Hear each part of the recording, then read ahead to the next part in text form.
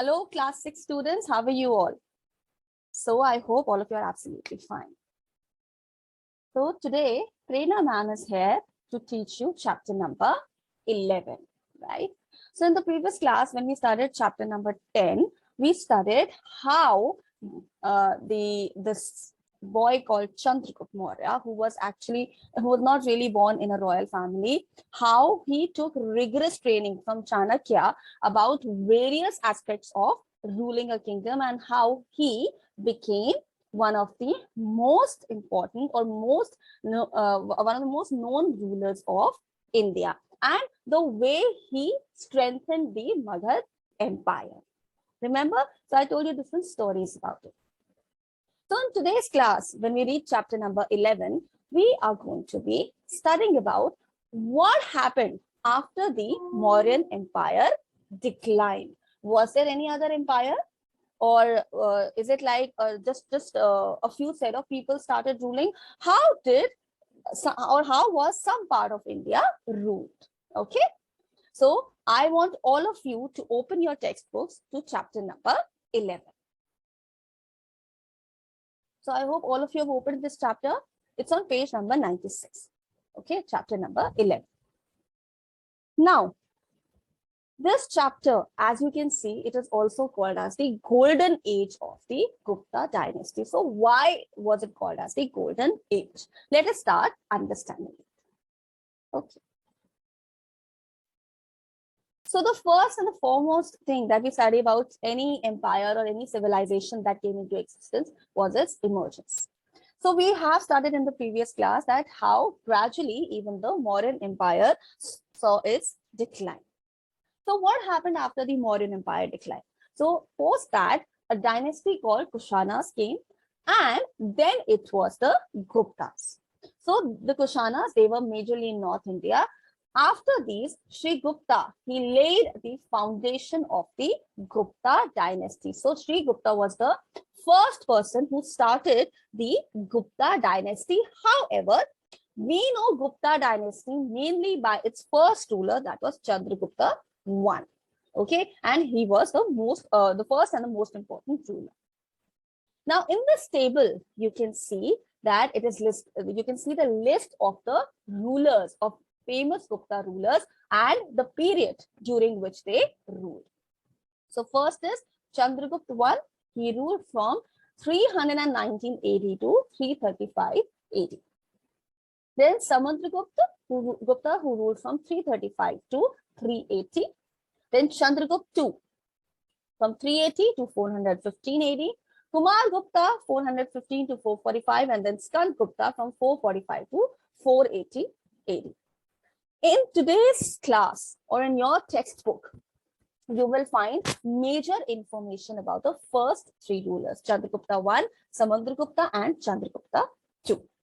Okay, so let us start reading about them. What kind of rulers were they? How did they expand their empire? What was the empire like under their rule? Okay. So now in this map, you can see the areas that they ruled. So this particular area, mainly the northwestern and eastern part of India, some part of eastern India was ruled by the Guptas. And here you can see in the south, basically the Pallavas existed. Now, if you have a look in your book has a very clear-cut map, a very beautiful map which is given there in your textbook, which tells you how the first three rulers, or basically the regions which were ruled by the first three rulers, that is Chandragupta I, Samudragupta, and Chandragupta II. So let's have a look at that map as well. So this map, this is given on page number 97. So you see it has different colors. So if you look at the key to the map, I hope you all are aware of the concept of key to the map. So you see this dark yellowish area, this is conquest of Chandragupta I, right? Then this greenish, light greenish is the conquest of Samudragupta. So Samudragupta, he was the son of Chandragupta I. So these areas were ruled by Samudragupta. And these remaining areas, they were gradually conquered by Chandragupta II.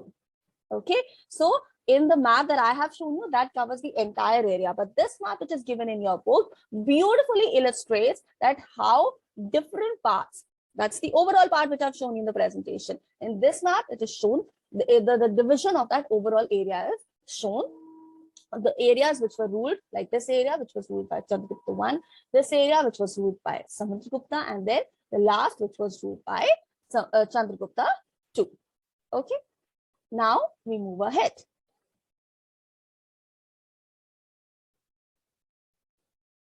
So now we talk about Chandragupta I.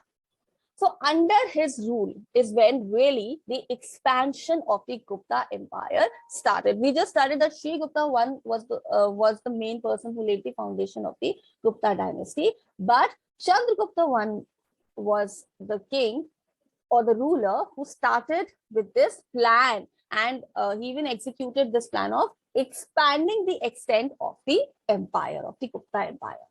And he took diplomatic steps of marrying a Lichavi princess, Kumara Devi. So in order to acquire more area, he got mainly into marriage alliances, because of which he got few areas in dowry. Like Chandragupta I, he got Patliputra as dowry, because this region of Patliputra, in this particular region, it was the Lichavis who were quite influential. They were the one who were mainly controlling the area of Patliputra. So as a dowry or as a gift of marriage, they gave Patliputra to Chandragupta I, who married their daughter Kumara Devi.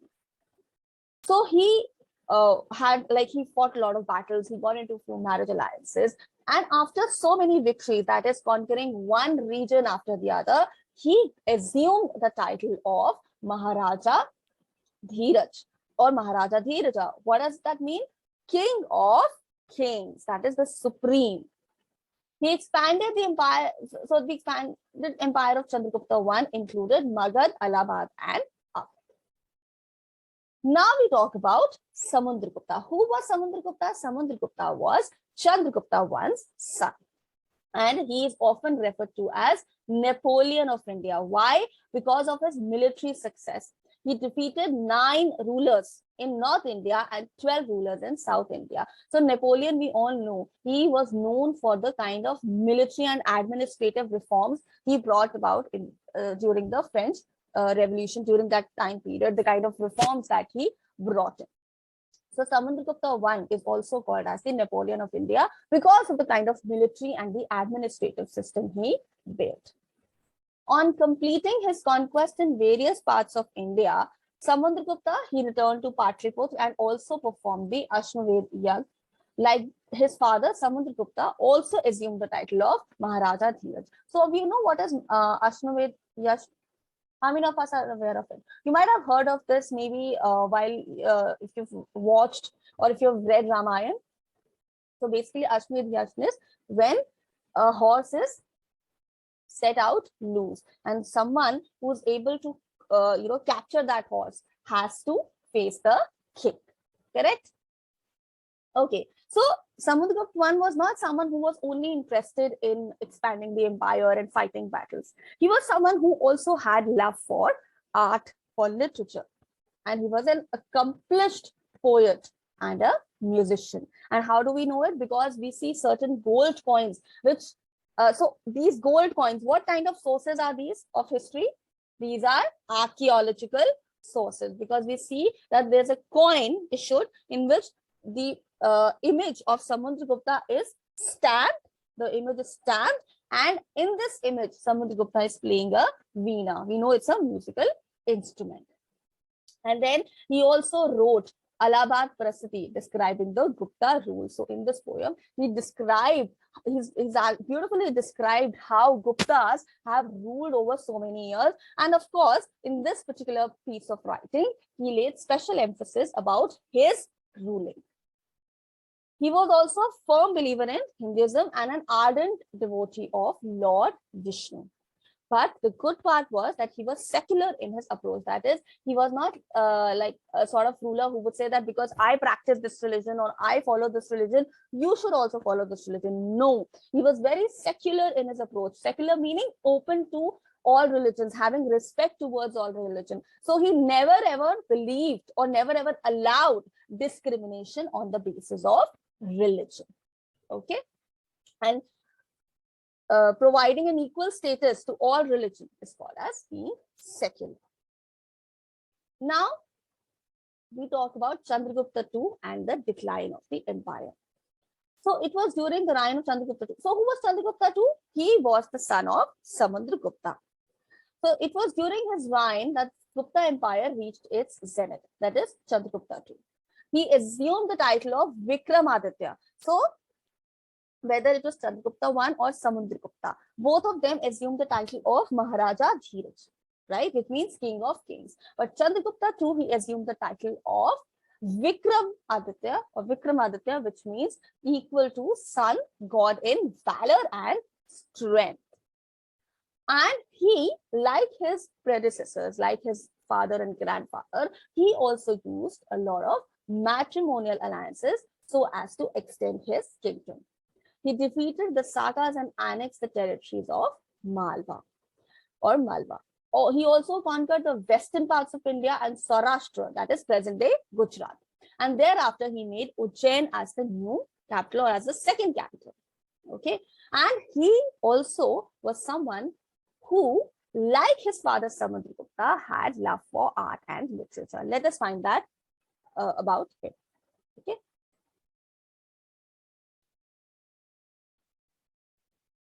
Okay, so we're going to talk about Chandragupta Maurya. Okay.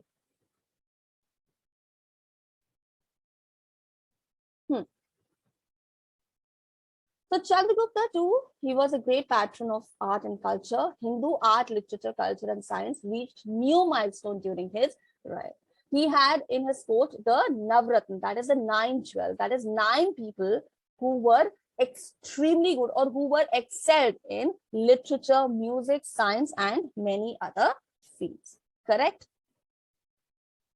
Then amongst these men was a literary genius, Kalidasa, who is considered the greatest Sanskrit poet and the dramatist of his time.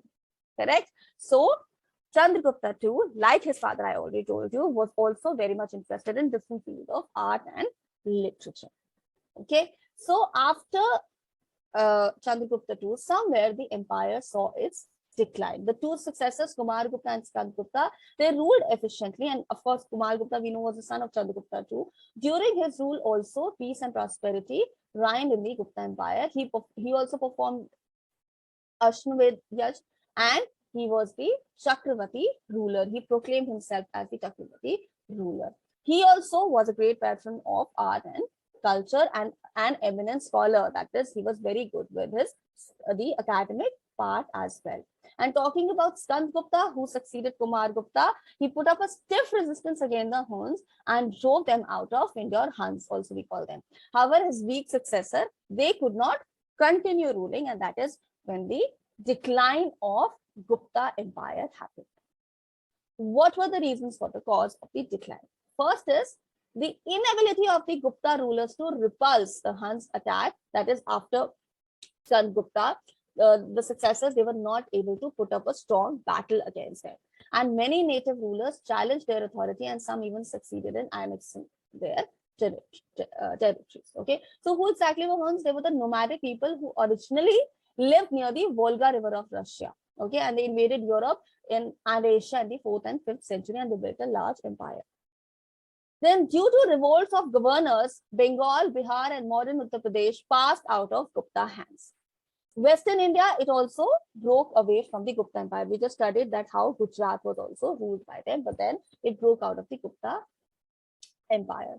The loss of Western India dealt an economic blow. Why? Because that is where that was the route for sea trade. And because they lost control over the western part, they lost control over the trade as well, weakening the financial aspect of the kingdom. And then after the death of Kumargupta and Skandgupta, the Gupta clan witnessed wars for the throne. Sometimes these wars led to 2 Gupta kings simultaneously ruling different areas. So there was a kind of discord amongst themselves, and gradually the Gupta dynasty also saw its demise. Okay. All right.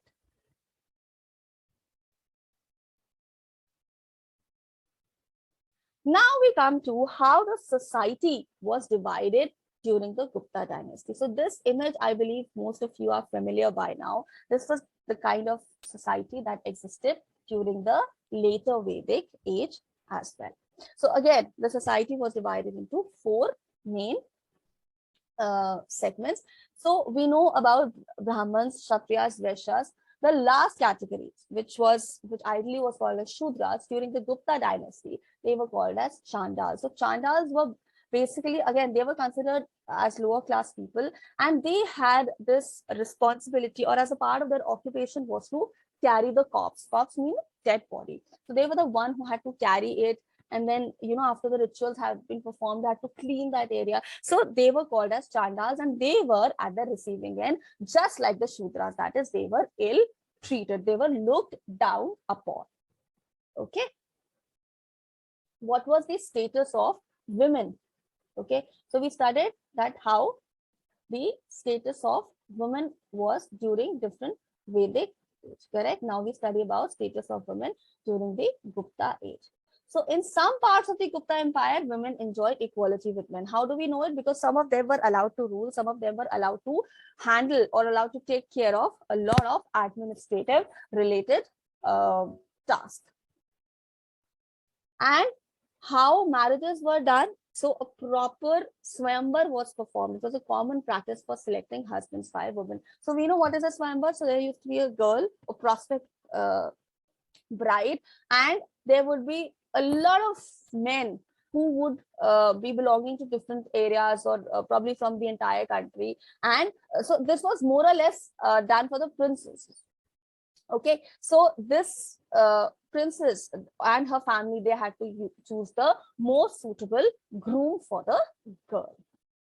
But women were considered, there were also cases when women were considered subordinate to men. And how do we know this? Because girls were not allowed to go to school. In fact, they were not even allowed to attend social functions. So in many scenarios during the Gupta period, the role of women, or the place of women, was restricted to the four walls of the home itself. What was the administration like? So we know that the empire was divided into provinces called Guptas, and these provinces, they were controlled with the help of governors, and they were known as Kumartyas. And these provinces, they were further divided into district or Vishyas and the Vishyapati. Remember, we've learned about this in the chapter of Vedic age. The Vishyapati, he looked after the district, and the village, it was the smallest unit of administration. It was looked after by a local chief or hetman. Civil and criminal laws were clearly defined, and the Gupta rulers maintained a long-standing army and navy. What was the religion like? So we just studied that they were believers in Hinduism, and they were also ardent, very strong worshippers of Lord Vishnu, and that is why they were also called as Vaishnavas. And another religious development which took the popularity was the Bhakti cult, and the followers of this cult believed in selfless devotion to God, and they also funded a lot of religious activities related to Jainism and Buddhism. Economy, we know, was prospering because gold and silver coins have been discovered during archaeological excavation. Main occupation was agriculture, trade, and industry. These were the three main occupations. Both domestic and foreign trade generated income for the rulers. And then items like pearl, ivory, textiles, and spices, they were exported. So they were sent to present-day West Asia, Southeast Asia, and some regions in the Mediterranean. What was the education and architecture? So if you talk about education, they really believed in the importance of education, and that is why universities like Taxila, Nalanda, and Vikramsala was established by them. We've all heard of these universities, and this was also the age of, they built a lot of temples. The Vishnu stone temple at in Jhansi, the brick temple which is in Vithargaon in Kanpur, and then the Vithari temple, which is at Ghazipur, have survived to this day. And we know about the Elephanta caves and the Ajanta Ellora caves, the beautiful carvings on these at these places. The noble work is, which is talking about the sculpture, is Mahesamruti. This 18-foot statue of Lord Shiva. It has 3 heads. So there's a head in the center, there's a head on the left and head on the right. So it is a 3-headed 18 feet statue of Lord Shiva, and it depicts him as the 3-headed avatar, like I already told you. Science and technology, of course, we know that this was the time when Aryabhatta, who was a great astronomer and a mathematician, he talked about zero. He talked about an important fact that the earth is not flat, but instead it is spherical in shape and it goes around the sun. He also explained the phenomenon of eclipse. He described the use of zero, decimal system and mathematical principles in his book Aryabhatta. We know about the science of metallurgy that they developed, the huge copper statue of Buddha from Sultanpur and the iron pillar, which is right next to Qutub Minar in Delhi, are classic examples. I'll tell you something. I don't know how many of you have seen this iron pillar, which is next to Qutub Minar in Delhi. So I have seen it. So you know what? It is believed that whosoever is able to put their hands across the iron pillar like this, and if they ask for a wish, or whatever the desire for it comes to. So you don't have to hug the pillar like this. Instead, you have to, take your hands at the back and then like this. I don't know if you'll be able to see. So the way I pressed my hands like this forward, you have to take your hands backward and then try to hug that pillar, and whatever you desire for in that, by probably moving your hand across, is when you will be able to whatever wish you whatever wish you ask for, it is believed that it comes true. And why this iron pillar is a masterpiece? There's another reason to that. Or what is the major reason to that? That this iron pillar, though it is iron, understand, it has not rusted till date. So it is exactly in the same condition as it was built by the Guptas. So a lot of scientists, a lot of experts have tried to find out the reason for it, but they have not been able to do that. And why it is called as the Golden Age. Let's study that. Why the age of Guptas is called as the Golden Age.